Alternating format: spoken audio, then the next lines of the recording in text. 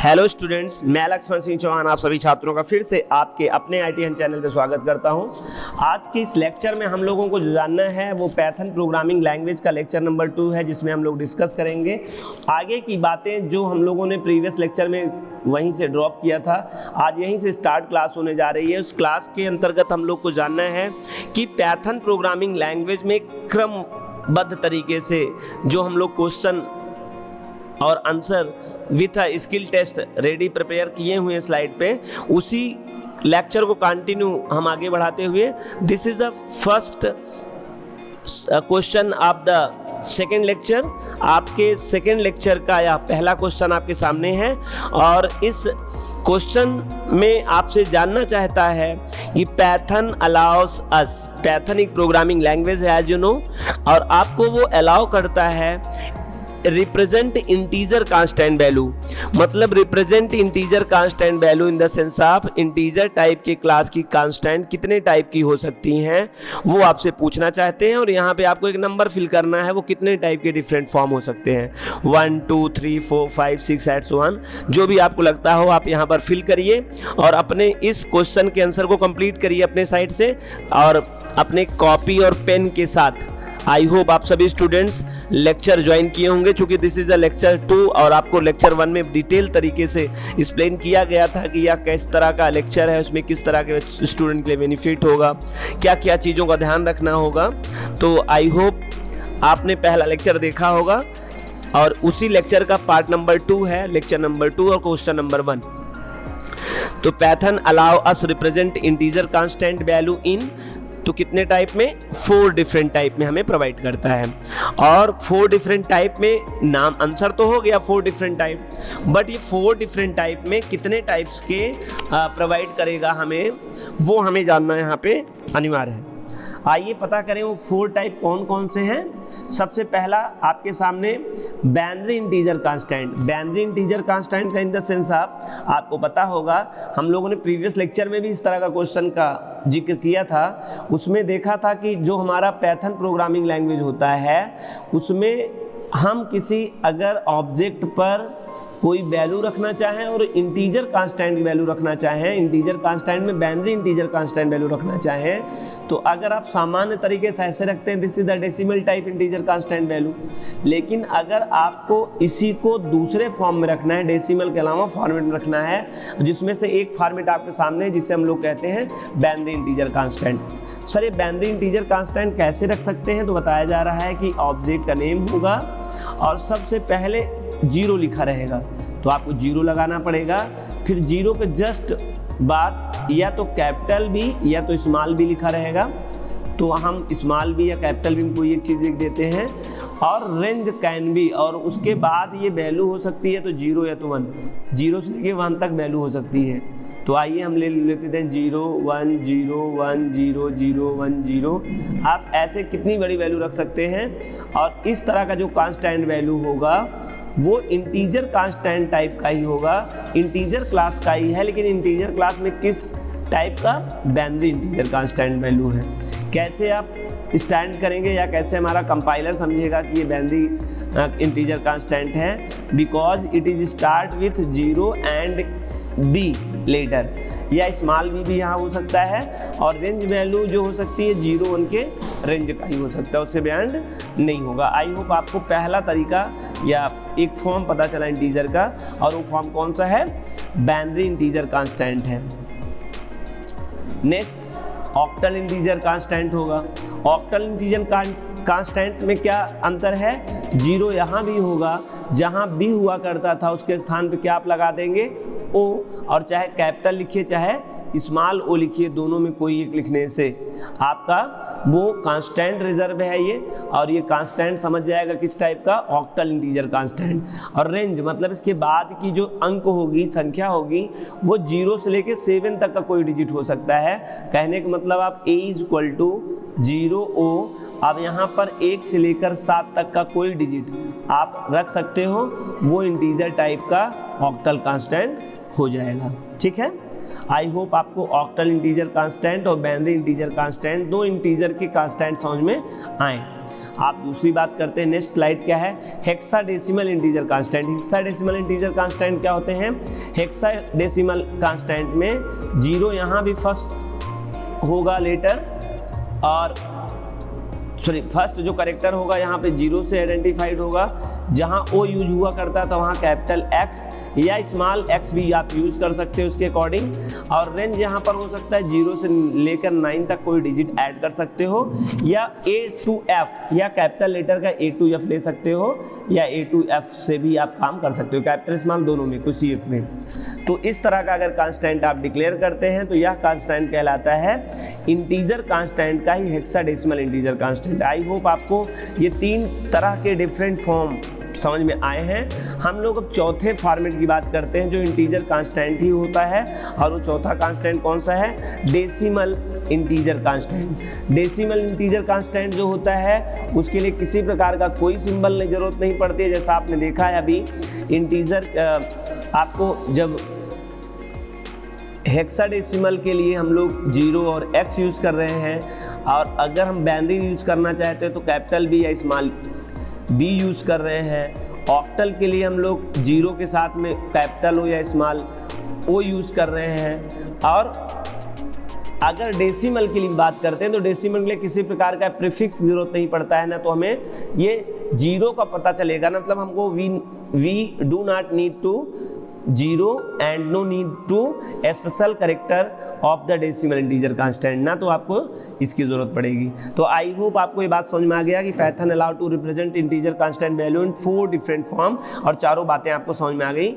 Next question आपके सामने, question number 2, Python provide 3 pre defined function for integer constant. जरा बताइए कौन से ऐसे प्री डिफाइंड फंक्शन हैं जो इंटीजर कांस्टेंट के लिए यूज किए जाते हैं? आंसर आप दीजिए 1 2 3, कोई 3 हो सकते हो, 3 में कौन से हो सकते हैं? आई होप आपने एक्सप्लेन कर दिया होगा। पहला आपके सामने है, पहले फिल इन द ब्लैंक्स में जो आपको एक्सप्लेन करना था या मुझे समझाना था, ये मैंने बिन फंक्शन आपको फिल करना था। बिन एक प्री डिफाइंड फंक्शन है, और बिन फंक्शन करता क्या है मैंने यहाँ एक्सप्लेन किया है, converts and return binary equivalent given decimal octal hexadecimal constant. यदि आपने a = 5 दिया है, या a = आपने 0o5 दिया है, या आपने 0x5 दिया है, आप देख रहे हैं this is also integer constant, this is also called to, this is a octal integer constant, and this is a hexadecimal constant. अगर आप इसे बिन फंक्शन में आप a पास करेंगे तो बिन क्या करता है, आप चाहे इंटीजर दिए होंगे डेसिमल इंटीजर, चाहे आप ऑक्टल इंटीजर दिए होंगे, चाहे हेक्सा इंटीजर दिए होंगे हेक्साडेसिमल, आपको उसका बाइनरी फॉर्म कन्वर्ट करके रिटर्न कर देगा। आई होप आपको पहला फंक्शन बिन फंक्शन समझ में आ गया, और बिन फंक्शन क्या करता है ये भी समझ में आ गया। अच्छा, दूसरे स्लाइड में देखिए जरा, ऑक्ट। यहाँ पर ऑक्ट जो एक फंक्शन है, ये क्या करता है, ये ऑक्ट नाम का जो फंक्शन है, ये ऑक्ट फंक्शन क्या करता है, oct function converts and return octal equivalent. आप किसी भी टाइप में आप देंगे कांस्टेंट वैल्यू, लेकिन उसको क्या कर देगा, ये कन्वर्ट करेगा ऑक्टल फॉर्म में। आप चाहे जिस फॉर्म में देंगे पास करेंगे इसके अंदर। ऑक्ट भी एक प्रकार का फंक्शन है जो रिटर्न करता है converts and return octal equivalent. आप चाहे डेसिमल फॉर्म में वैल्यू देंगे, चाहे आप बाइनरी फॉर्म में वैल्यू देंगे, चाहे हेक्साडेसिमल फॉर्म में वैल्यू देंगे, ऑक्ट फंक्शन जो होता है प्री डिफाइंड, वो आपको कन्वर्ट करके दे देगा ऑक्टल टाइप के इंटीजर कांस्टेंट में। आई होप आपको ये बात समझ में आया। तो ये दूसरा जो फिल इन द ब्लैंक्स है, इसमें ऑक्ट नाम का, ऑक्टल इसे पूरा कहते हैं ऑक्ट फंक्शन, और पहले वाले में बिन फंक्शन। तो दो तो आपको पता चल गया। आप यहाँ भी लिख सकते थे, आपको आंसर वहाँ करना चाहिए था। ये यहाँ पे आप बिन आप लिख सकते हैं, बिन, और यहाँ पे ऑक्ट। तो आइए तीसरा कौन सा है, तीसरा है ये बात जो बता रहा था मैं कंप्लीटली कि octal converts and return octal equivalent, चाहे आप डेसिमल में देंगे, चाहे बाइनरी में देंगे, चाहे हेक्सा में देंगे, लेकिन उसको क्या कन्वर्ट करना है, उसको ऑक्टल कांस्टेंट वैल्यू में कन्वर्ट करके आपको देना है। जो तीसरा कौन सा है, हेक्स फंक्शन है, और हेक्स फंक्शन ये तीसरे वाले फिल इन द ब्लैंक्स में आप यूज करेंगे हेक्स, HEX हेक्स फंक्शन है। और हेक्स फंक्शन की मदद से करता क्या है, hex function converts and return hex equivalent, चाहे आप डेसिमल टाइप का कोई कांस्टेंट पास करेंगे या ऑब्जेक्ट नेम पास करेंगे जो कांस्टेंट होल्ड किया रहेगा, या ऑक्टल टाइप का कोई कांस्टेंट वैल्यू चाहे डायरेक्ट चाहे इनडायरेक्ट पास करेंगे। जब मैं डायरेक्ट की बात करता हूं तो इसका मतलब डायरेक्ट कांस्टेंट वैल्यू पास कर सकते हैं, और मैं इनडायरेक्ट की बात करता हूं तो ऑब्जेक्ट भी आप पास कर सकते हैं। चाहे बाइनरी आप टाइप आप देंगे, लेकिन उसका क्या कन्वर्ट कर देगा, हेक्सा डेसिमल टाइप का कांस्टेंट वैल्यू आपको कन्वर्ट करके दे देगा। आई होप आपको क्वेश्चन नंबर 2 में ये 3 प्रीडिफाइंड फंक्शन समझ में आया और हमने इसको एक्सप्लेन भी कर दिया। आज चलते हैं, we are discuss to next question of the slides. This is a third question, bin, hex and oct. अभी जस्ट आपने देखा ये प्रीडिफाइंड फंक्शन है इंटीजर क्लास से, और ये बिन, ये हेक्स और ये ऑक्ट ऑलवेज रिटर्न, सदैव आपको रिटर्न क्या करते हैं, आपको बताना है रिटर्न क्या करते हैं, बट रिटर्न टाइप 2। 2 टर्म आपको यहाँ पर फिल करके इस लाइन को कंप्लीट करना होगा। आई होप आप यहाँ पर 2 टर्म लिख दिए होंगे। आइए डिस्कस करते हैं अपने स्लाइड के अकॉर्डिंग इसका क्या आंसर होना चाहिए। पहले में आपको डेसिमल इंटीजर कांस्टेंट करना होता है, decimal integer constant in the sense आप क्या, ये देखिए यहाँ पे आपको डेसिमल इंटीजर कांस्टेंट करना पड़ेगा। बात को समझिए, चाहे बाइनरी हो, चाहे हेक्सा हो, चाहे ऑक्टल हो, always return decimal integer constant. आपको डेसिमल इंटीजर कांस्टेंट ही रिटर्न करता है, बट रिटर्न टाइप 2। लेकिन रिटर्न टाइप क्या होता है, भले आपको डेसिमल इंटीजर टाइप करेगा, लेकिन जो जिस टाइप की वैल्यू रिटर्न करेगा उसका टाइप क्या होगा ये जानना होगा। तो इसका टाइप क्या होगा, आप इसका आंसर देख सकते हैं, क्लास STR। बहुत सारे स्टूडेंट ने इसका आंसर इंट लगा रखा था। आई होप मोस्टली बच्चों ने इसका आंसर इंट लगाया होगा। आप यहाँ से अपने आप को चेंज कर सकते हैं, इस बात को समझ सकते हैं कि चाहे बिन हो, चाहे हेक्स हो, चाहे ऑक्ट हो, ये तीनों प्रीडिफाइंड फंक्शन हैं। ये आपको सदैव डेसिमल इंटीजर कांस्टेंट ही रिटर्न करते हैं, बट इसका जो रिटर्न टाइप होगा वो सदैव स्ट्रिंग टाइप का होगा। क्यों स्ट्रिंग टाइप का होगा ये आप समझ लीजिए। अगर आप टेक्निकलिटी जानना चाहते हैं, आपने देखा था 0 के साथ B यूज़ कर रहे थे, 0 के साथ O यूज़ कर रहे थे, 0 के साथ X यूज़ कर रहे थे, और ये सब क्या कहलाता है, ये स्ट्रिंग कहलाएगा। वो प्योर स्ट्रिंग तो नहीं होता है, लेकिन वो स्ट्रिंग कहलाता है। तो आप ऐसा समझिए, रिटर्न करेगा तो स्ट्रिंग क्लास का करेगा, लेकिन वैल्यू जो करेगा वो क्या करेगा, रिटर्न वो डेसिमल टाइप का करेगा। ध्यान रखिएगा, this is the very important. आप ऐसा समझिए मैं कहना क्या चाहता हूँ, आपको जो आंसर आएगा 30 इस टाइप के आएगा, 40 आएगा तो इस टाइप के आएगा, 1 7 4 7 6 ऐसे आएगा। तो ऑलवेज ये है तो इंटीजर रिटर्न कर रहा है, आप देख रहे हैं, लेकिन इंटीजर टाइप तो रिटर्न कर रहा है, आपको दिखेगा तो 30, लेकिन इसका क्लास पता करोगे तो आपको ऑलवेज क्या दिखाएगा, STR क्लास दिखाएगा। This is the very important question for every student, and this is the very most important question for interview preparation. आप इंटरव्यू के रिगार्डिंग ये इंपॉर्टेंट क्वेश्चन है, इसको ध्यान से समझना होगा। और हम लोग चलते हैं अपने नेक्स्ट क्वेश्चन पे, question number 4 front of you. आपके सामने क्वेश्चन नंबर 4 आता है। तो we can use the is instance, हम लोग एक इज इंस्टेंस फंक्शन या मेथड जो भी है क्या है, इसको ऐसे नहीं बताया जा सकता है। आप जानते हैं तो आप प्लीज़ बताएं यहाँ क्या भरा जाएगा। ये पहली बात तो आपको बताना है कि ये इज इंस्टेंस, भाई सिंबल को देखकर तो लग रहा है कि भाई ये फंक्शन भी हो सकता है, सिंबल को देखकर ये मेथड भी हो सकता है।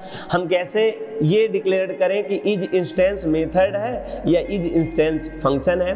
हालांकि कुछ भी हो, we can use the is instance function to check the given constant belongs to a, क्या बिलोंग्स करता है, क्या चेक करता है इज इंस्टेंस। पहले तो आपको ये सोचना है क्या इज इंस्टेंस मेथड या फंक्शन के बारे में आपने कभी सुना है? अगर सुना है तो फिर आपको सोचना है कि वह किस तरह की वैल्यू रिटर्न करता था। What is the use of is instance. वैसे मैं बता दूं, ये आपका जो फंक्शन है या तो ट्रू रिटर्न करेगा या तो फॉल्स रिटर्न करेगा। ऐसा क्यों? चूंकि ये एक माइक्रो फंक्शन है ना। क्यों? चूंकि ये बता रहा है इज इंस्टेंस। पहले इंस्टेंस का मतलब क्या होता है? इंस्टेंस का मतलब होता है अंश। बताया जाएगा इस फंक्शन की मदद से ये चेक किया जाएगा कि यह इस क्लास से बिलोंग करता है या बिलोंग नहीं करता है। अगर वह उस क्लास से बिलोंग करता होगा तब तो ट्रू आएगा, अदरवाइज फॉल्स आएगा। ये कुछ आपके लिए बेसिक जानकारी मैंने दे दिया, लेकिन अभी तक ये नहीं बताया कि इसके अंदर जो फिल इन द ब्लैंक्स में क्या फिल किया जाएगा। चलिए आंसर आपके सामने है, पार्टिकुलर या इंडिविजुअल। यहाँ जो आंसर आना है, अब आपको पढ़ना है इसको मिला के, we can use the is instance function to check the given constant belongs to a particular या इंडिविजुअल क्लास। जो आप देंगे वो बताएगा क्या वह इंडिविजुअल क्लास का है या इंडिविजुअल क्लास का नहीं है। इसके लिए आपको एक एग्जांपल देखना पड़ेगा। आप यहाँ देख पा रहे हैं, आपने प्रिंट फंक्शन के अंदर इज इंस्टेंस, यह एक फंक्शन है और इन इंस्टेंस, यहाँ पे इन इंस्टेंस हो गया है। This is the mistake of typing, ध्यान रखना, इन इंस्टेंस नहीं इज इंस्टेंस। यहाँ पे एस एस एस और एस होना चाहिए। तो इज इंस्टेंस आप यहाँ 2 पास किए हैं, कांस्टेंट वैल्यू, और यहाँ क्लास नेम आप पास किए हैं। This is a class name या this is a class type और this is a constant value.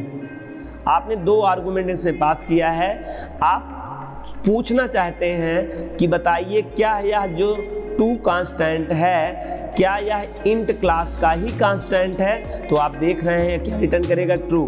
क्यों? क्योंकि इंटीजर कांस्टेंट का ही कांस्टेंट है, इंट क्लास का ही कांस्टेंट 2 होता है। सेकंड देखिए, इज इंस्टेंस 2.5। इस बार आपने कांस्टेंट किस टाइप का किया है? कांस्टेंट तो पास किया है फ्लोट टाइप का, और बताना क्या चाहते हैं? Int class.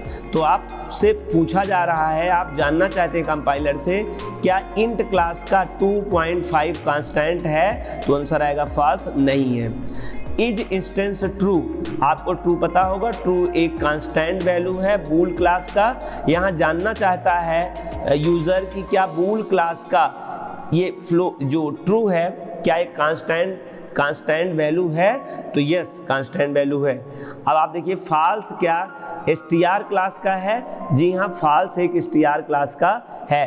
अगर ये सिंगल कोटेशन नहीं होता और ये ऐसे लिखा होता तो ये बूल क्लास का कांस्टेंट वैल्यू होता, और यहाँ अगर आप str लिख देते तब तो फॉल्स आ जाता। बहुत सारे स्टूडेंट इसमें कंफ्यूज होंगे, इसलिए मैं यहाँ पे बता दे रहा हूँ। लेकिन यहाँ पे ट्रू आएगा, चूँकि आपने ये जो किया है वो सिंगल कोटेशन करके स्ट्रिंग कर दिया है, और यहाँ स्ट्रिंग क्लास बता भी रहे हैं, तो दैट्स इज गुड। यहाँ पे आपको जो भी आंसर मिलेगा ट्रू मिलेगा। आई होप आपको इज इंस्टेंस ये फंक्शन जो है वो आपको समझ में आया। ये ट्रू और फॉल्स ही दिया करता है। हम लोग चलते हैं स्लाइड नंबर नेक्स्ट पे। This is a slide number 5 और क्वेश्चन नंबर 5 है, we can find out the object name, reference या एड्रेस या आईडी बाय यूजिंग। आप अगर किसी ऑब्जेक्ट नेम का रेफरेंस या एड्रेस या आईडी पता करना चाहते हैं तो कैसे पता करते हैं? जैसे एज वी नो, हम लोगों को पता है कोई भी ऑब्जेक्ट पर जब हम लोग कांस्टेंट वैल्यू ऐसे रखते हैं, सच बात ये है कि हीप एरिया पे 5 होता है और हीप एरिया का अपना एड्रेस होता है, और इसका जो एड्रेस होता है वो रहता है ए के पास, ना कि एक्चुअल वैल्यू रहता है। तो बताया जा रहा है कि we can find out the object name. अगर हमें ये इसका रेफरेंस पाना है तो कौन से फंक्शन का उपयोग करना होगा जिससे हमें अपने हीप एरिया या कांस्टेंट वैल्यू के प्लेस का यूनिक एड्रेस आपको पता चल जाए। तो आई होप आंसर आपने दे दिया होगा। आईडी प्रीडिफाइंड फंक्शन है जो कि पाइथन का है। आईडी की मदद से आपको प्रिंट के अंदर आईडी पास करना पड़ेगा आईडी के अंदर ऑब्जेक्ट नेम पास कर देना होगा, तो आपको इस एरिया का आंसर मतलब 2020 आपको मिल जाएगा। अलग बात है कि आपका जो सेल्फ ये एड्रेस होता है वो मोर देन डिजिट का होता है, बस एक अमूमन मान लिया गया है कि ये भी इस तरह का वैल्यू आपको रिटर्न करेगा। आई होप ये बात समझ में आ गया। नेक्स्ट, अच्छा इसी संबंध से इसी से रिलेशन में कुछ बातें आपको समझाने का प्रयास किया जा रहा है, जरा समझिएगा। This is a very most important. मुझे लगा है कि मुझे कुछ बताना चाहिए तो मैंने स्लाइड में ज़रूर ऐड किया है। तो the predefined ID take a single argument, जो आईडी होता है वो सिंगल आर्गूमेंट लेता है और केवल ऑब्जेक्ट का नेम लेता है, and always return positive integer value, और सदैव पॉजिटिव इंटीजर वैल्यू रिटर्न करता है, क्योंकि जो आईडी होता है वो सदैव पॉजिटिव होता है, निगेटिव नहीं होता है। आई होप ये बात आपको समझ में आया होगा और ये आपसे संबंधित कुछ बातें बताई गई थी इसी के रिगार्डिंग। क्वेश्चन नंबर 6, एक सिंपल सा क्वेश्चन है, आपको बताना है। सबसे पहले तो मैं आपसे वैसे डिस्कस कर लूँ, दिस ऑपरेटर इज कॉल्ड, क्या कहते हैं? दिस ऑपरेटर इज कॉल्ड, क्या कहते हैं? दिस ऑपरेटर इज कॉल्ड, क्या नाम कहते हैं? और दिस ऑपरेटर इज कॉल्ड क्या कहते हैं? मैं आपसे जानना चाहता हूं कि पहले आप आंसर बाद में दीजिए, पहले आप बताइए कि यह ऑपरेटर का नाम क्या है। आपको आई होप पता होगा किस ऑपरेटर के ये कांस्टेंट है। ऑपरेटर में अर्थमेटिकल ऑपरेटर से सब बिलोंग करते हैं, तो हैं तो सब अर्थमेटिकल ऑपरेटर। अर्थमेटिकल ऑपरेटर में प्रत्येक ऑपरेटर का अपना एक नेम होता है, तो वो नेम क्या है? तो इस वाले ऑपरेटर को आई होप आपने एक्सप्लेन किया होगा। अपने कॉपी पे आंसर करना है, बाद में मैच करना है कितना आपने पैरेलल स्लाइड के अकॉर्डिंग सही किया है। तो आप देख पा रहे हैं, इसे हम लोग फ्लोर डिवीजन कहते हैं। क्या कहते हैं? Floor division. इससे हम लोग क्या नाम देते हैं? Floor division. कुछ लोग इसे इंटीजर कोशेंट डिवीजन भी कहते हैं, इंटीजर कोशेंट डिवीजन। क्योंकि ये जो आपको ऑपरेटर है आपको दशमलव को ट्रंकेट करके आपको आउटपुट देता है, इसलिए कुछ लोग इसको इंटीजर कोशेंट डिवीजन भी कहते हैं। और ये जो आपका चिन्ह है इसे हम लोग डिवीजन ही कहते हैं, जो अक्सर हम लोग जानते हैं childhood of the math class से। और ये आपको फ्लोट डिवीजन आपको रिटर्न करता है, मतलब ये ट्रंकेट कर देता है। फ्लोर डिवीजन मतलब इंटीजर कोशेंट देता है, जबकि ये फ्लोट कोशेंट आपको रिटर्न करता है, जो इसका जेन्युइन अपना सदैव के लिए जो फिक्स काम था वही यहाँ भी कर रहा है। Third is a modulo division operator, इसका नाम है modulo division operator, modulo division operator.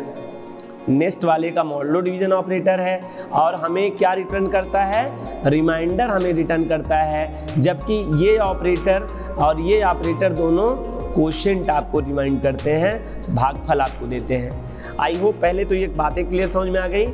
अब आते हैं क्वेश्चन में। प्रिंट में अगर 4 है और 2 है, कुल मिला के बताने की कोशिश ये किया जा रहा है, ये 2 है और ये 4 है, तो आपको इसका आंसर क्या आएगा दशमलव को छोड़ के ये बताना है।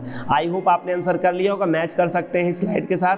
पहले में आंसर आना है 2, दूसरे में आना है 2.0, थर्ड में आना है 0 और फोर्थ में आना है 16। कैसे? अच्छा, लास्ट वाले का नाम नहीं हम लोगों ने बताया था, इसको एक्सपोनेंट ऑपरेटर कहते हैं, एक्सपोनेंट ऑपरेटर। ठीक है, ये कैसे 2 आ गया जरा देखिए। अगर आप 2 को 4 को 2 से डिवाइड करोगे तो 2 2 = 4, आपको आउटपुट क्या आ जाएगा? 2 आ जाएगा, इसलिए 2 आ गया। अच्छा, 2 पॉइंट कैसे दूसरे का आंसर क्या आ गया? 2 4 आप करते हैं, आंसर तो 2 ही आया है, बट ये फ्लोट टाइप की वैल्यू रिटर्न करता है बाय डिफॉल्ट, इसीलिए 0.020 के साथ में ऑटोमेटिकली सफिक्स में जुड़ गया है। ठीक है, अब अगर हम 2 को 4 से करेंगे तो 2 2 = 4 और आप देख रहे हैं रिमाइंडर क्या आएगा? 0 आएगा, इसलिए थर्ड में आंसर क्या आ गया? 0 आ गया। और 4 मल्टीप्लाई बाई, आपको 2 टाइम अगर मल्टीप्लाई करना हो, 4 मल्टीप्लाई बाई 4 क्या हो जाएगा? 16 हो जाएगा, इसीलिए चौथे का आंसर क्या आना है? 16 आया। 16 0 2.2 एंड 2। आई होप आपको ये बात समझ में आ गया। नेक्स्ट क्वेश्चन आपके सामने है, आइए देखते हैं क्वेश्चन नंबर 7। ये रहा आपका आंसर क्वेश्चन। आपको पहली बात तो इसे क्या कहते हैं हम आपसे जानना चाहेंगे। क्या यह एक इक्वेशन है या फिर एक एक्सप्रेशन है? और आप आंसर देने से पहले आपको पता भी होना चाहिए इक्वेशन और एक्सप्रेशन में क्या डिफरेंस होता है। तो ज़्यादातर स्टूडेंट ने जो आंसर किया होगा, आई होप अगर कंटिन्यू में लेक्चर देख रहे होंगे तो डेफिनेटली आपने आंसर किया होगा कि सर ये एक्सप्रेशन है। मैं पूछूं क्यों, why we can say that the expression, why we can not say that the equation behind written is called to expression. It is a group of operand and operators. More than operator operands का group है, इसीलिए इसे हम लोग क्या कहते हैं, इसे एक्सप्रेशन कहते हैं। और एक्सप्रेशन में कैसा एक्सप्रेशन है, अर्थमेटिकल एक्सप्रेशन है। क्यों अर्थमेटिकल एक्सप्रेशन है, आप देख रहे हैं अर्थमेटिक ऑपरेटर में जितने भी होते हैं, ये प्लस, ये माइनस, ये मल्टीप्लाई सिंबल, ये division, exponential, floor division, modulo division, आप देख सकते हैं इन अर्थमेटिकल ऑपरेटर्स के पूरे ऑपरेटर इसमें पार्टिसिपेट कर रहे हैं। आपको इसको रूल के हिसाब से करना पड़ेगा। Rule expression done by the specific rule, जैसे हम बेड मास कह सकते हैं और बॉड मास कह सकते हैं। हालांकि बॉड मास आपको पता होगा, बॉड मास या बेड मास रूल के अकॉर्डिंग हम लोग क्या करते हैं, एक्सप्रेशन करते हैं। आई होप आपको ये आंसर आपने निकाल लिया होगा। क्या आउटपुट आएगा, ये आपके सामने आंसर है, जरा देखेंगे। आंसर आएगा 8.0। 8.0 क्यों आएगा, पहली बात तो मैं आपको बता दूं, जब भी एक्सप्रेशन होगा वो लेफ्ट टू राइट होगा, अर्थमेटिकल लेफ्ट से राइट की ओर होगा। और लेफ्ट टू राइट के हिसाब से प्रेसिडेंस के हिसाब से होना है। और प्रेसिडेंस में आप देख पा रहे हैं मल्टीप्लाई, डिवीजन, चाहे फ्लोर डिवीजन हो और चाहे वो मॉडुलो डिवीजन हो, ये 4 के 4 ऑपरेटर सेकेंड रैंक के होते हैं, इनको बाद में किया जाएगा।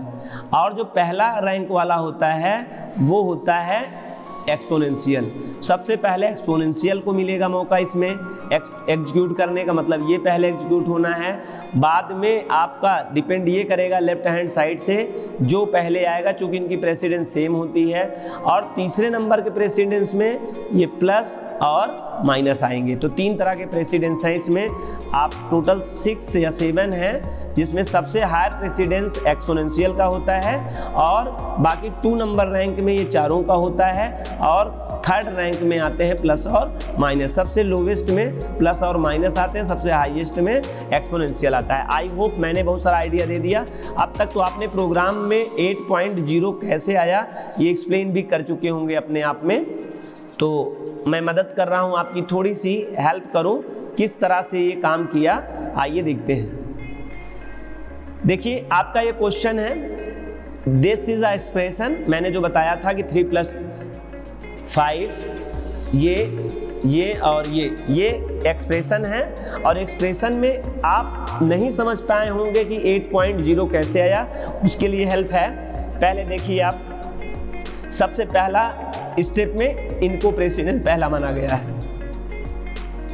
एक्सपोनेंशियल का मैंने जो जिक्र किया था, पहले इनका काम होगा। फिर दूसरे में आप देख लीजिए, इसे इरेज कर दो जिससे आपको क्लियर समझ में आ जाए। दूसरा ये आपका आउटपुट है, देख पा रहे हैं एक्सपोनेंशियल का आउटपुट 4 आ जाएगा। और इस बार दूसरे रैंक में ये इनका एक्सप्रेशन होगा। पहले रैंक ये रहे, दूसरे लाइन में इनका किया गया। अब तीसरा स्टेप नंबर 3rd देखेंगे हम। और 3rd नंबर स्टेप में आप देख पा रहे हैं 2 × 2 का जो आउटपुट आया 4 आ गया है। और चौथे स्टेप में आप देख पा रहे हैं कि इनका एक्सप्रेशन होना है। और चौथे स्टेप में हम लोग देखें, ये चौथे स्टेप में ये 4/4 का 1.0 आ गया है। अब इनके साथ कैलकुलेशन हो रहा है, आप इसको देख सकते हैं। इसमें ये आप यहाँ से आसानी समझ सकते हैं किस तरह से एक्सप्रेशन किया जाएगा। और आई होप अगर आप एक समझ लेते हैं तो आपको किसी तरह का एक्सप्रेशन आएगा, तो आप अपने एग्ज़ाम में या कहीं भी इसको आसानी से समझ सकते हैं। बस आपको समझना है कि इनका प्रेसिडेंस पहला था इसलिए पहला हुआ, फिर इनका प्रेसिडेंस हायर इनका हुआ, फिर डिवीज़न का हुआ, और फिर डिवीज़न का फ्लोर डिवीज़न का हुआ, फिर चौथे नंबर में मॉडुलो डिवीज़न हो रहा है, फिर अगले में माइनस का हुआ, और फिर आपका यहाँ पे प्लस का हुआ फिर माइनस का हुआ तो 8.0 आ गया है। आप एक बार देख लीजिएगा, हमने आपके लिए प्रयास किया था जिससे आसानी से आप समझ पाएँ किस तरह से एक्सप्रेशन डन होता है। क्वेश्चन नंबर नेक्स्ट हम लोग देखेंगे, एक बार आप प्रैक्टिस से देख सकते हैं किस तरह से एक्सप्रेशन 1 by 1 एग्जीक्यूट हुआ था और फिनिश हुआ है 8.8। उसी तरह से नेक्स्ट है, हमें आपको बताने की ज़रूरत नहीं, आप इसको देख लीजिएगा, इसका आंसर आपके सामने है। आई होप आपने देख लिया होगा, इसका आंसर कर लिया होगा। इसका आंसर आएगा 0.0। जिसने किया होगा उसका आंसर सही होगा, जिसका नहीं आया होगा वो मैच कर सकता है। मैंने स्लाइड पर प्रेयर किया है। सबसे पहले एक्सपोनेंशियल का काम हो रहा है, पहले तो एक्सप्रेशन है। स्टेप नंबर 1 में आप देख पा रहे हैं कि जो फर्स्ट है ये इनके साथ काम होना, इनका आंसर ये हुआ। दूसरे स्टेप में 2.4 मल्टीप्लाई हुआ, डिवीजन हो रहा है। आप इसको चेक कर लीजिएगा। 0.0 आने के लिए आप देख रहे हैं एक्सप्रेशन ये रहा। उसके बाद स्टेप नंबर 1 ये हुआ, स्टेप नंबर 2 ये हुआ, फिर स्टेप नंबर 3 में ये आउटपुट आया। आउटपुट ध्यान रखें, जो भी आउटपुट आया हुआ है वो इस कलर से आइडेंटिफाइड मैंने किया है और जो एक्सप्रेशन को करना उसके नीचे अंडरलाइन कर दिया है। ये प्रत्येक लेक्चर के इस तरह के एक्सप्रेशन में ये चीज़ आपको ध्यान रखना है। चलिए question number next, constructor function of Python are used. आप सभी को पता होगा फंक्शन में एक फंक्शन होता है कंस्ट्रक्टर फंक्शन, और पाइथन में कंस्ट्रक्टर फंक्शन होते हैं और उनका उपयोग किया जाता है क्रिएट मेमोरी एलोकेशन। उनको क्रिएट मेमोरी एलोकेशन के लिए उपयोग किया जा रहा है। कंप्लीट बता दिया, ऑन हीप एरिया इतना भी बता दिया, हीप एरिया जगह बनाया जाता है। बस आपको बताना क्या है, कौन कौन से ऐसे कंस्ट्रक्टर फंक्शन है जिनको आप जानते हैं जो मेमोरी पर जगह एलोकेट करते हैं, एज अ ऑब्जेक्ट क्रिएट करने के लिए करते हैं। आई होप आपने आंसर दे दिया होगा। आंसर आपके सामने पहला इंट एक कंस्ट्रक्टर फंक्शन है, create an empty int class type object. आप देख रहे हैं ये क्रिएट करेगा एक empty class type object name, और एग्जाम्पल क्या है, ऑब्जेक्ट नेम आपने दिया, इंट दिया, इंट एक कंस्ट्रक्टर है, एक जगह एलोकेट कर देगा। और अगर आप इसको ऑब्जेक्ट नेम को पास करके देखेंगे कौन से टाइप का है तो आपको आउटपुट मिल जाएगा उसका कौन सा टाइप है, और कौन सा टाइप होगा इंटीजर टाइप का हो जाता है। और एग्जाम्पल अगर आप जानना चाहते हैं कि वह उसका आईडी क्या है तो आईडी मेथड में ऑब्जेक्ट नेम पास कर देंगे तो आपको आईडी बता देगा। फिर से एक बार एक्सप्लेन कर दूं, चूंकि ऐसे सभी कंस्ट्रक्टर को एक्सप्लेन किया गया है, मैं बार बार एक्सप्लेन नहीं करूंगा, आप उसको देख सकते हैं। एक को समझ लीजिए, इसके बाद जो कंस्ट्रक्टर आएगा उसका नाम होगा, और वह कंस्ट्रक्टर क्या करता है, किस टाइप का बनाता है, create and empty list, empty int class type object name. बस वहाँ पर इंट क्लास का स्थान पे दूसरा कोई क्लास होगा, ये नाम बदला होगा, और एग्जाम्पल में ऑब्जेक्ट नेम रहेगा, बस वो कंस्ट्रक्टर फंक्शन वहाँ यूज होगा। यहाँ पर कोई अंतर नहीं होगा, यहाँ पे कोई अंतर नहीं होगा। आई होप आपको समझ में आ गया। इंट एक कंस्ट्रक्टर फंक्शन है। नेक्स्ट है फ्लोट, भी एक कंस्ट्रक्टर फंक्शन है जो फ्लोट क्लास को तैयार करने के लिए यूज किया जाता है। And third is a bool constructor function है। फोर्थ कंप्लेक्स कंस्ट्रक्टर फंक्शन है। फिफ्थ नन कंस्ट्रक्टर फंक्शन है। सिक्स्थ लिस्ट कंस्ट्रक्टर फंक्शन है। सेवेंथ टपल कंस्ट्रक्टर फंक्शन है। 8th रेंज कंस्ट्रक्टर फंक्शन है। str 9th कंस्ट्रक्टर फंक्शन है। Dictionary 10th constructor function है। Set and frozen set ये भी constructor function है। फिर से एक बार देखिए, इंट एक कंस्ट्रक्टर फंक्शन है। Float, bool, complex, none, list, tuple, range, str, dictionary, dict कहा जाता है, सेट, फ्रोजन सेट, ये आपके कंस्ट्रक्टर फंक्शन हैं।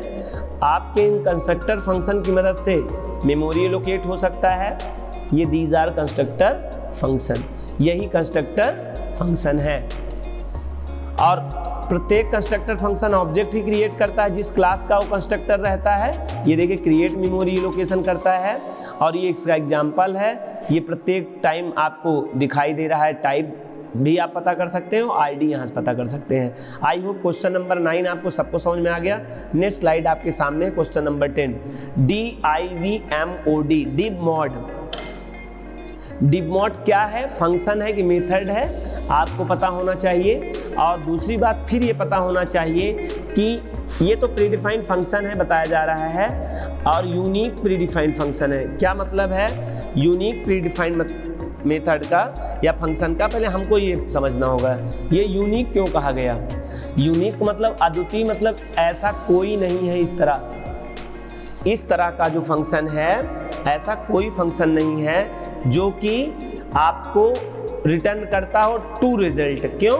आपने देखा होगा which returns two result at a same time, एक ही समय में आपको दो रिटर्न करने वाला, दो आंसर रिटर्न करने वाला, दो आउटपुट रिटर्न करने वाला एक समय में ही सिंगल एग्जीक्यूशन में मात्र एक लौता ऐसा या फंक्शन है जो at a same time two result return करता है। अभी तक आपको नहीं पता होगा, ऐसा कोई फंक्शन नहीं होगा जो at a same time one more than result return करता हो। यहाँ डिव मॉड जो है यह एक फंक्शन है और इस फंक्शन से at a single time execution में आप देखेंगे दो रिजल्ट आउट ये रिटर्न करता है। ठीक है, this is very interesting function of Python programming language. आइए देखते हैं किस तरह से काम करता है। जैसे A, B आप देख रहे हैं, A is a object name and B is also second object name. Div mod is a function passing two argument. First is a divisor, second is a dividend. ठीक है, sorry, this is a dividend, this is a divider. Divisor, ये divisor है जिसे भाजक कहते हैं और ये भाज्य है जिसको कटना है। आइए इसका आंसर देखते हैं क्या है। प्रिंट ए बी करने पे क्या आंसर आएगा ये आपको समझना है। आप इस बात को समझिए और आप आंसर अब करिए। देखिए कंप्लीट क्वेश्चन आपके सामने है। div mod is a unique predefined function which return two result at a same time on a single execution। आप देख रहे हैं div mod एक फंक्शन है, इसके अंदर दो आर्गुमेंट पास किया गया है, एक डिवीजर दूसरा डिविडेंड, और ये डिवीजर और डिविडेंड पास करने से दो चीज रिटर्न करेगा, एक तो कोशेंट करेगा और एक रिमाइंडर करेगा। और ये प्रिंट ए और बी क्या रिटर्न करेगा आप देख सकते हैं इसका आंसर।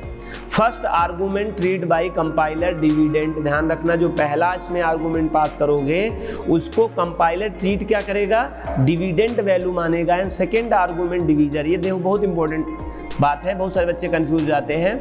जो पहला इसके अंदर आर्गूमेंट होता है उसको डिविडेंड मानेगा और जो दूसरा आर्गुमेंट होगा उसको क्या मानता है, वो डिवीजर मानता है। ये बात आपको क्लियर समझ में आई होगी। नेक्स्ट इससे संदर्भ में क्या बताया जा रहा है, 3 and 1 आउटपुट क्या आया, देखिए 3 और 1 आउटपुट क्या आएगा, 3 is quotient and 1 is remainder. जो पहली वैल्यू पर रिटर्न होता है, ध्यान रखना जो पहला जो ऑब्जेक्ट होता है इस पर ये सदैव क्या रिटर्न करता है, कोशेंट रिटर्न करता है, और जो दूसरे ऑब्जेक्ट पर रिटर्न करता है वो सदैव रिमाइंडर करता है। ये भी बड़ा ध्यान देने वाली बात है। आई होप आपको ये बात समझ में आया। नेक्स्ट टाइम में जब भी कभी ऐसा क्वेश्चन आए तो आई होप कि आप बहुत अच्छे से इसको एक्सप्लेन कर पाएंगे और समझा पाएंगे। This is a next question. ये देखिए आपको फिर से एक बार एक्सप्लेन करने की कोशिश किया जा रहा है। A, B डिव मॉड में 10 और 2 किए। First argument treated by compiler dividend value and second argument divisor, और 3 और 1 इसका दो आउटपुट आएगा, 3 कोशेंट है और 1 क्या है, रिमाइंडर है। Question number 11, the float class provide करता है कितने अंक तक दशमलव precision by the Python compiler, मतलब दशमलव के कितने अंक के बाद तक वह हमें शुद्ध मान रिटर्न करता है, शुद्धतम कितने अंकों तक, दशमलव के कितने तक वह वैल्यू रिटर्न कर सकता है, कितने नंबर ऑफ डिजिट तक। तो आंसर आई होप आपको पता होगा। आंसर नहीं पता हो तो आंसर ही आपके सामने है, 16 डिजिट। मतलब दशमलव के बाद 1 डिजिट, 2 डिजिट, 3 डिजिट, 16 डिजिट तक हमें कंपाइलर हमें रिटर्न करता है पाइथन प्रोग्रामिंग लैंग्वेज में। अगर 16 से ज़्यादा होगा तो 16 तक ही रिप्रेजेंट कर पाएगा, 16 ज़्यादा वो रिप्रेजेंट नहीं कर पाएगा। आप देखिए कुछ मैसेज आपके रिगार्डिंग दिया गया है इस 16 के बारे में। देखिए फ्लोट कांस्टेंट, ये float constant can B only int class. जो फ्लोट कांस्टेंट होता है वो इंट क्लास होता है, मतलब डेसिमल क्लास होगा। Allowed not binary, octal and hexadecimal constant of integer class. ध्यान रखना फ्लोट कांस्टेंट जो होंगे वो आपके डेसिमल नंबर ही होंगे। जरा ये क्या बात कहना चाहते हैं जरा समझिए। आप अगर रखना चाहते हैं किसी भी ऑब्जेक्ट पे तो फ्लोट टाइप का, डेसिमल टाइप का रख सकते हैं। आप सोचें 0b लगा के 3.5 या फिर सॉरी 0b लगा के 1.1 इक्वल टू ए, इस तरह का फ्लोट अलाउ नहीं है, मतलब 0 भी लगा के आप यूज नहीं कर सकते। ना तो आप केवल डेसिमल कर सकते हैं, आपको बाइनरी, ऑक्टल और हेक्साडेसिमल कांस्टेंट बाइनरी के साथ यूज नहीं, मतलब सॉरी आपको कांस्टेंट यूज नहीं करना है इसमें। फ्लोट क्लास कांस्टेंट में आपको केवल दशमलव बिंदु लगाना है और दशमलव में केवल डेसिमल टाइप लगाना है, कुछ इस तरह से। आप 0b, 0x, 0o का उपयोग नहीं करेंगे। चलिए नेक्स्ट क्वेश्चन आपके सामने क्या है, float constant can be also represent as. अच्छा एक बात और इसी फ्लोट से संबंधित से बात की जा रही है, जरा समझिए क्या इंपॉर्टेंट बात है, अगर आपके लिए लिखा गया तो आप इसे जरूर जाने क्या है। Float constant value can be also represented as exponential value. Float कभी कभी उसमें ई और कैपिटल ई भी लिखा रहेगा, आप कंफ्यूज नहीं होइएगा। कुछ इस तरह से अगर वैल्यू आ जाए तो भी फ्लोट कांस्टेंट वैल्यू होगी, नहीं आपको कंफ्यूज हो जाए कोई एरर है। आप देखिए इस तरह की एग्जांपल है 3.5 E4, अगर आपने ऐसा लिखा है तो कंफ्यूज ना होइए, इस तरह का भी कांस्टेंट वैल्यू हो सकता है। और E4 का मतलब होता है कि आप इस को नंबर आप जितने भी इसके अंदर एक्सपोनेंशियल हो उससे एक कम आप इसमें ऐड कर सकते हैं 0, और ये डेसिमल पॉइंट यहाँ से इरेज कर सकते हैं। आई होप आपको पता होगा, जो स्टूडेंट्स मैथ्स चाइल्डहुड से पढ़ते हैं उनको पता है एक्सपोनेंशियल फॉर्म करने से किस तरह से चीज़ों को रिप्रेजेंट करते हैं बाइनरी डिजिट को। हालांकि आपको बस इतना जानना है कि दशमलव के 16 अंकों तक आपको रिजल्ट करता है। Float can have B approximately 1.8 multiply by 10 पर 308, ये इसका रेंज है।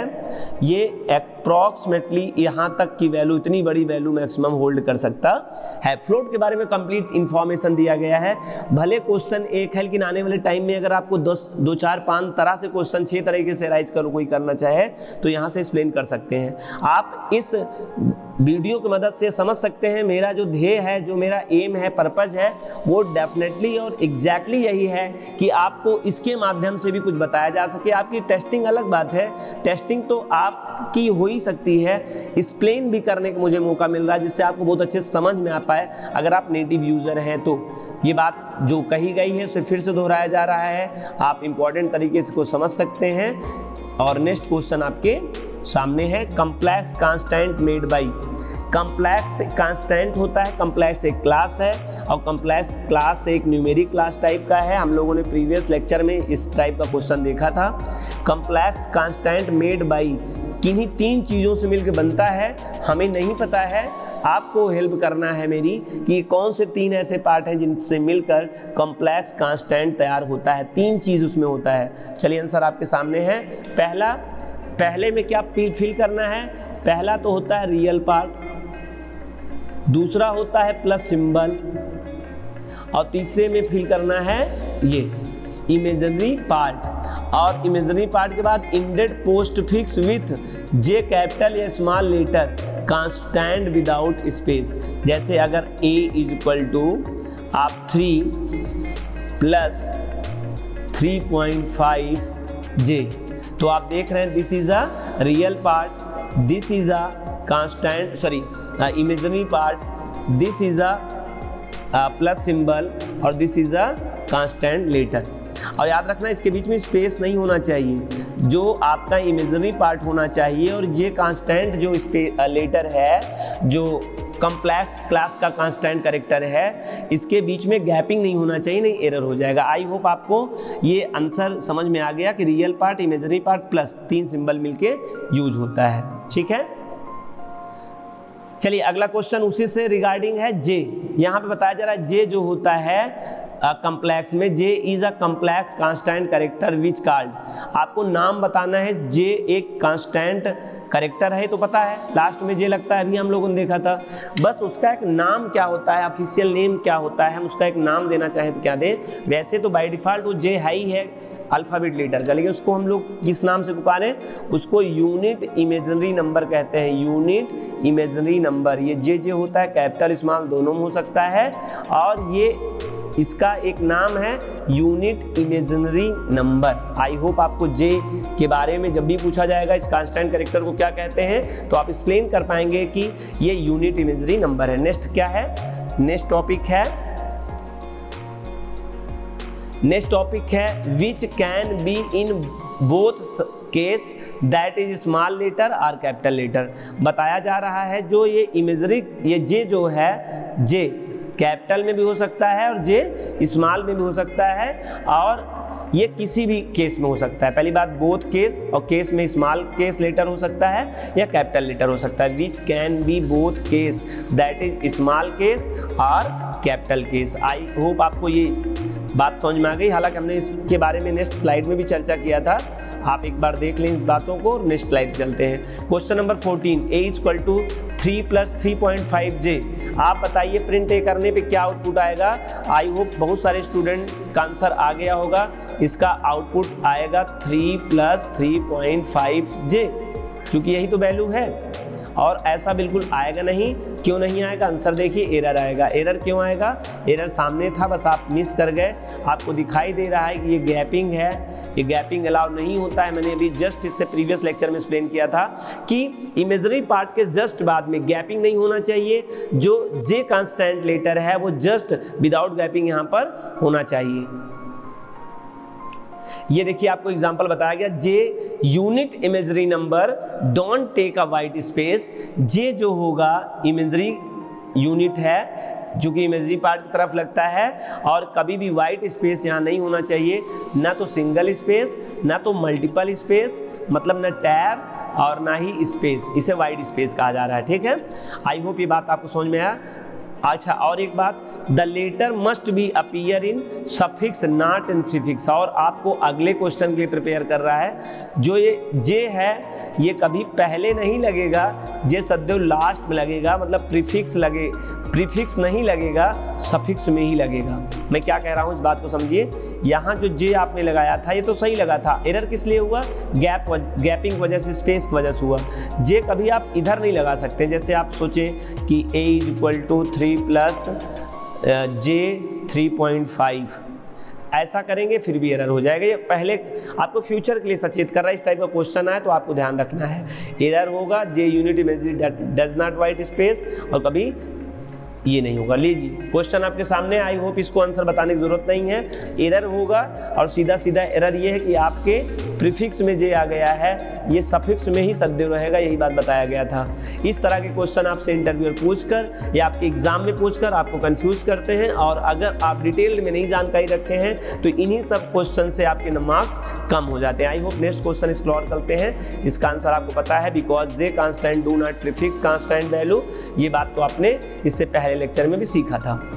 अब बताइए a = 0j print a। I hope आप सब स्टूडेंट इसको एक्सप्लेन कर पाएंगे। बताइए इसका आंसर क्या होगा। यदि a = 0j किस टाइप का कांस्टेंट है, पहले बताइए, पहले किस टाइप का कांस्टेंट है। अगर j लगा हुआ है और ये आपका पार्ट है तो याद रखिए कि ये पहली बात एरर है, या आप इसको प्रैक्टिस करिए, मैं कैसे बता दूं।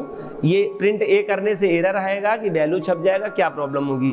आंसर आपके सामने है, देखिए 0j आ जाएगा, कोई कंफ्यूजन नहीं होगा, क्योंकि आपका real part can be optional. और रियल पार्ट क्या मतलब, अभी मैं समझाया था। एक तो रियल पार्ट होता है, एक प्लस सिंबल होता है, और एक इमेजिनरी पार्ट होता है, और विदाउट स्पेस के जे होता है। यहाँ तक बात समझ में आया।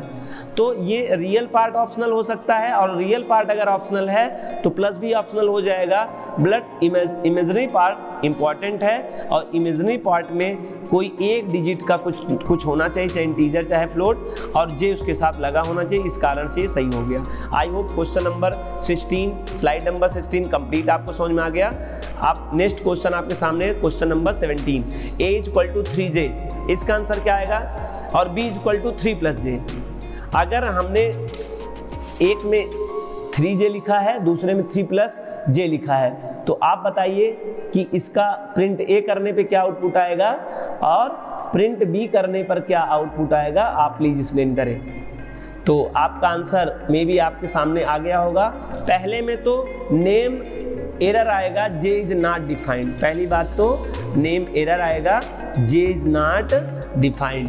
अब आपको सोचना ये है कि ये एरर क्यों हुआ, j is not defined, and print b. कुछ एरर है और name error j is not defined, आपका जे नॉट डिफाइंड है, आपको इस तरह का एरर जनरेट होना है, ठीक है। नेक्स्ट क्वेश्चन 3.5J प्रिंट ए। अगर आपने 3.5J किया है तो इस तरह में क्या आंसर है। अच्छा, प्रीवियस क्वेश्चन में मे भी आपको कंफ्यूजन हुआ होगा, इस पर एक्सप्लेन कर दे। आपका इमेजरी पार्ट जो होगा वो इमेजरी पार्ट 3J और 3+J, हालांकि आप आंसर अपने आप समझें जिससे आपको कंफ्यूजन ना हो, कुछ तो आप अपना लॉजिक यूज करें। क्वेश्चन नंबर 18 जरा बताइए कि 3.5J लिखा हुआ है, प्रिंट ए है तो क्या आउटपुट आएगा। आई होप आपने आंसर कर दिया होगा और ये आंसर सही है, 3.J आ जाएगा। जबकि इससे पहले आप देखे थे एरर था। आपको यहाँ सोचना है कि वो क्यों एरर था। हर बातें एक्सप्लेन मैं यहाँ कर दूंगा, तो कुछ आपको प्रैक्टिस करना बहुत इंपॉर्टेंट है और बहुत छोटी बात है और मैंने बोल रखा था इसलिए वहाँ पे एक्सप्लेन नहीं किया। आगे चलते हैं क्वेश्चन। नेक्स्ट क्वेश्चन नंबर 19 आपके सामने है। Real part of the complex constant can B integer class constant. जो रियल पार्ट होगा वो इंटीजर कांस्टेंट क्लास हो सकता है, लेकिन इमेजरी क्लास का कांस्टेंट कौन नहीं हो सकता है। ये आपको आंसर बताना है और ये बताना है। फिर से एक बार आपको रिकॉल कर दूं, आपको पता है रियल पार्ट होता है और प्लस होता है और इमेजरी पार्ट होता है, किसी भी कॉम्प्लेक्स में लास्ट में जे होता है। तो आपको बताना क्या है कि रियल पार्ट में इंटीजर कांस्टेंट के सभी कांस्टेंट हो सकते हैं और कितने कांस्टेंट होते हैं 1 2 3 4। आई होप आपको याद होगा। Integer constant and integer decimal constant, binary constant, hexadecimal constant and octal constant. क्या इमेजरी में भी हो सकते हैं या दोनों में नहीं हो सकते? इस तरह का क्वेश्चन पूछा जा रहा है। क्या फर्स्ट रियल पार्ट में real part of the complex constant can B integer class constant and imagery part में भी हो सकते हैं कि नहीं हो सकते हैं, आपको बताना है पूरे कांस्टेंट। तो आंसर आपके सामने जरा देखिएगा, यहाँ पे आपको एक्सप्लेन करने की कोशिश किया गया है कि आप समझे बात को। यहाँ the real part of the complex value can B consist of all integer constant type value. मतलब रियल पार्ट में डेसिमल भी हो सकता है, ऑक्टल भी हो सकता है, बाइनरी भी हो सकता है, हेक्सा भी हो सकता है। ये पहले वाले में आपको फिल करना है। और इमेजरी पार्ट में आप देखिए क्या लिखा हुआ एक्सप्लेन किया जा रहा है। Imagery part only allowed decimal constant value, do not allowed hexadecimal binary octal constant. मतलब आपको जो ये सेकेंड पार्ट है जिसे इमेजरी पार्ट कर रहे हैं आप, सेकेंड पार्ट का है इमेजरी पार्ट का, यहाँ के लिए ये आंसर आपका रहेगा कि imagery part only allowed decimal constant value, do not allowed hexadecimal binary octal. केवल आपको पता है इंटीजर कांस्टेंट 4 टाइप के होते हैं, तो हेक्सा नहीं यूज होगा, बाइनरी नहीं यूज होगा, ऑक्टल नहीं यूज होगा, तो बचा एक ही तो डेसिमल इंटीजर कांस्टेंट। तो फर्स्ट पार्ट में रियल पार्ट में चारों कांस्टेंट यूज होंगे, जबकि इमेजरी पार्ट में केवल एक होगा और डेसिमल है। आई होप ये बात आपको समझ में आ गया। ये दोनों बातें बहुत इंपॉर्टेंट हैं। हम लोग नेक्स्ट स्लाइड पे चलते हैं, क्वेश्चन नंबर 20 पे। वी कैन डू, हम लोग कर सकते हैं। क्या कर सकते हैं आप बताइए। एंड फिर खाली स्थान है, फिल इन द ब्लैंक्स है। कैलकुलेशन परफॉर्म ऑन 2 कॉम्प्लेक्स, हम लोग 2 तरह का काम परफॉर्म कर सकते हैं कॉम्प्लेक्स टाइप के ऑब्जेक्ट पे। तो कौन से 2 तरह के ऑपरेशन परफॉर्म कर सकते हैं? कैलकुलेशन अगर आपको पता होगा तो एज वी नो आप कैलकुलेशन 2 टाइप की होती है, अरिथमेटिकल कैलकुलेशन होता है, लॉजिकल। ये बात तो आप आसानी से समझ गए होंगे। यदि प्रीवियस लेक्चर आपने कंटिन्यू देखा है, लेक्चर के सभी क्लासेस के लेक्चर अगर आपने कंप्लीट देखा होगा तो ये आंसर आपने समझ आए होंगे। Calculation can be 2 types, arithmetical और लॉजिकल। यहाँ मैंने आपका हेल्प कर दिया। ये आंसर भी देखिए अरिथमेटिकल और लॉजिकल आ जाएगा। We can do arithmetical and logical calculation perform on 2 complex object number such as. तो आई होप ये क्वेश्चन नंबर 20 भी समझ में आ गया। क्वेश्चन नंबर 21 आपके सामने है और 21 में आप देख पा रहे हैं एक ऑब्जेक्ट है जिसका कांस्टेंट वैल्यू कॉम्प्लेक्स है 50 + 2.5 और सेकेंड है 70 + 2.5J। अगर हम दो एक कॉम्प्लेक्स को ऐड करके सी पर रखना चाहें तो क्या आप बता पाएंगे प्रिंट सी पर क्या आउटपुट आएगा? ट्राई करिए, जल्दी करिए, क्या आंसर आना चाहिए। आई होप आपने एक्सप्लेन कर लिया होगा। एक्सप्लेन कर लिया होगा तो मैच करिए, नहीं एक्सप्लेन कर लिया है तो आप राइट करिए कैसे इसका आंसर आएगा। और ये रही स्लाइड, आपका आंसर आया 120 + 5J। मतलब रियल पार्ट में 120 प्लस इमेजरी पार्ट में 5J, ये आंसर आया। कैसे आंसर आया आपको ये आइडिया देने के लिए मैंने हेल्प किया है। देखिए इमेजरी और रियल पार्ट को अलग अलग करूंगा। ये रहे 50 + 2.5, ये देखिए इसमें का ये रहा इमेजरी पार्ट और ये रहा आपका रियल पार्ट। मैंने इमेजरी के नीचे 50 और रियल के नीचे 2.5j ऐड किया। फिर से देखिए जरा, दूसरा वैल्यू क्या था 70 प्लस 2.5j। आपको आइडिया लग गया होगा इसमें पूरा प्रोसेस। यह केवल आपकी स्किल इनबिल्ड करने का क्लास नहीं है, इसमें आपको सच में एक तैयार करना पड़ रहा है, जिससे आने वाले सच के एग्जामिनेशन में और सच के आपके प्रैक्टिस में, इंटरव्यू क्लासेस में आप बहुत अच्छे से एक्सप्लेन कर पाएँ। देखिए अब यहाँ पर आपको आउटपुट इस तरह से आउटपुट आया हुआ आप देख सकते हैं। जब आप 2.5 और 2.5j करते हैं तो 5j हो जाता है, और जब 70 और 50 ऐड करते हैं तो 120 हो जाता है। तो 120 प्लस 5 जो इसका आंसर आया। आई होप आपको बहुत अच्छे समझ में आया होगा। क्वेश्चन नंबर 21 में किस तरह से दो कॉम्प्लेक्स ऑब्जेक्ट ऐड होते हैं तो उसका आउटपुट किस तरह से आता है। नेक्स्ट क्वेश्चन आपके सामने है, एक बार रिवाइज किया जा रहा है आपको प्रैक्टिस के लिए, आप देख लें किस तरह से काम हुआ है। और अब आप देखिए नेक्स्ट क्वेश्चन 22 आपके सामने है। अब आई होप आप इसको बता देंगे, मुझे समझाने की जरूरत नहीं, मैं इस पे काम करूंगा। आपका आंसर आ गया होगा 50 प्लस 0j। कैसे आया होगा आपको देखो प्रैक्टिस के तौर पे यहाँ पर बताया जा रहा है। बस आपको यहाँ पर एक गलती हुई है स्लाइड में, आपको नहीं, कोई स्लाइड में नहीं हुई गलती। आप यहाँ पे स्लाइड में 2.5 मतलब इसे प्रीवियस वाले क्वेश्चन को ही ले लिया गया है। आप यहाँ पे 2.5 और जो 2.5 है इसको आप लिखिए 5.5 और यहाँ लिखेंगे 5. मैनुअली जब आप करेंगे तो 5.5 और 5.5 करेंगे तो यहाँ पर 0j हो जाएगा, और 70 में अगर आप 20 माइनस करेंगे तो 50 हो जाएगा। तो आई होप आपको ये आंसर 50 प्लस 0j कैसे आया आपको समझ में आ गया। एक बार फिर से एक बार प्रैक्टिस कर लीजिए किस तरह से वो अलग अलग इमेजरी और किस तरह से अलग अलग रियल पार्ट आपस में सब्ट्रैक्शन होकर आपको आंसर दिया। क्वेश्चन नंबर 23 आपके सामने है। हम इसको एक्सप्लेन नहीं करेंगे, आपसे जानना चाहेंगे। पहले तो मैं आपसे पूछूं कि ये जो ए है ये ए किस टाइप की कांस्टेंट वैल्यू होल्ड किया है, तो आंसर है इंट क्लास की कांस्टेंट वैल्यू टाइप किया है। मैं आपसे पूछूं इंट क्लास की कौन से टाइप की कांस्टेंट वैल्यू है, तो आप कहेंगे बाइनरी इंटीजर कांस्टेंट वैल्यू है। मैं कहूँ कैसे पता चला बाइनरी, तो आप कहोगे सर 0 और b ऐड हुआ है इसलिए किया गया है। अब आपको ये पता होना चाहिए 101 इज अ डेसिमल नंबर, अगर इक्विवेलेंट करें तो क्या होगा, और 101 किसका डेसिमल है। तो अगर आपको पता होना चाहिए 0 का बाइनरी 0 होता है, 1 का 1 होगा, 2 का 1 0 होगा, 3 का 1 1 होगा, और 4 का 1 0 0 होगा, 5 का 1 0 1 होगा, 6 का, 7 का, 8 का, 9 का और 10 का। मैं 10 के आगे नहीं लिख रहा हूँ, ये 10 का कुछ बाइनरी नंबर आप देख सकते हैं। अब आप देख रहे हैं कि ऊपर जो वैल्यू है सच में वो 4 है, जो नीचे वैल्यू लिखा गया है 5 है, और 5 और 4 आप साधारणतः ऐड करते हैं तो 9 आता है। आप कहोगे सर ये कैसे जोड़ेगा, मैंने आपको बता रखा था इंटीजर टाइप में, डेसिमल टाइप में ही आंसर आपको प्रिंट करेगा। सी का आउटपुट डेसिमल में आएगा, डेसिमल में 9 आया होगा, ये देखिए आपके सामने आंसर 9 आ गया है। आई होप आपको ये बात समझ में आया होगा। नेक्स्ट क्वेश्चन आपके सामने 24। We can display real and imaginary part separately by using the attribute or complexes। कौन है जो डिस्प्ले कर सकता है रियल को रियल में, इमेजरी को इमेजरी में, आपका दोनों पार्ट दिखा सकता है। कौन से एट्रीब्यूट हैं जो कम्प्लेक्स के होते हैं जिनकी मदद से आप रियल पार्ट केवल देख सकते हैं और इमेजरी पार्ट अलग अलग देख सकते हैं। आई होप कि आपने आंसर लिख लिया होगा। ये रहे, एक एट्रीब्यूट का नाम है रियल और दूसरे एट्रीब्यूट का नाम है इमेजरी। और ये इमेजरी में ये एक रियल और एक इमेज, ये दो एट्रीब्यूट हैं जिनकी मदद से आपको रियल और इमेजरी पार्ट दिख जाएगा। ये देखिए आपके लिए मैं ले आया हूँ कि समझ में बात आए। जैसे c = 3.5 एंड 13j, आप सभी को पता है this is a part is called real part, this is a imagery part, J is a separator. और यहाँ पे सी डॉट अगर रियल करते हैं तो सी डॉट रियल में यहाँ पे 3.5 आ जाता है, और सी डॉट इमेज करने पर, और यहाँ पर ई गलत लिखा हुआ ध्यान रखना, IMAG केवल है एट्रीब्यूट, अगर ये आप करते हैं तो आपको 13 आ जाएगा। आई होप ये बात समझ में आएगा।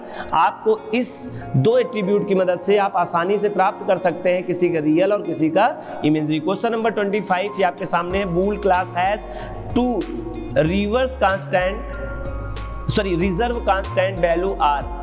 जो बूल क्लास है उसके पास 2 रिजर्व कांस्टेंट वैल्यू हैं और वो कौन कौन कांस्टेंट वैल्यू ये सोचना है। तो आई होप ये आंसर आपको पता होगा। एक ट्रू है और एक फॉल्स है, 2 रिजर्व कांस्टेंट वैल्यू है। और बस आज के लिए हम लोग इस लेक्चर में ये 25 स्लाइड्स क्वेश्चन देखते हैं। नेक्स्ट 25 क्वेश्चन लेक्चर हम लोग कंटिन्यू आगे करेंगे, ठीक है। Thank you so much. And second lecture, अगर आपको ये वीडियो पसंद आई हो तो आप वीडियो को लाइक करिए और ज़रूर अपने कमेंट करके बताइए कितने आंसर आपके सीट से और इस स्लाइड के अकॉर्डिंग कितने गलत रहे। और आप कमेंट करके सजेशन दे सकते हैं कि हम इस तरह का जो आपका प्रिपरेशन है क्या आपके लिए बेनिफिशियल है या मैं इसमें कुछ और अपडेट कर सकता हूं आपके लिए। मेरे हिसाब से तो मैं एक नेटिव यूज़र के लिए और एक एक्सपीरियंस यूज़र को दोनों को अफर्मेटिव तरीके से लेके चलने की कोशिश कर रहा हूं स्लाइड की मदद से। आई होप अगर आपको ये वीडियो पसंद आया हो तो वीडियो को लाइक करिए और अगर चैनल पे पहली बार है तो सब्सक्राइब करो। इसका पार्ट 1 भी ज़रूर देख लीजिएगा और ज़्यादा से ज़्यादा अपने दोस्तों को शेयर करिए। Thank you so much. Meet next class.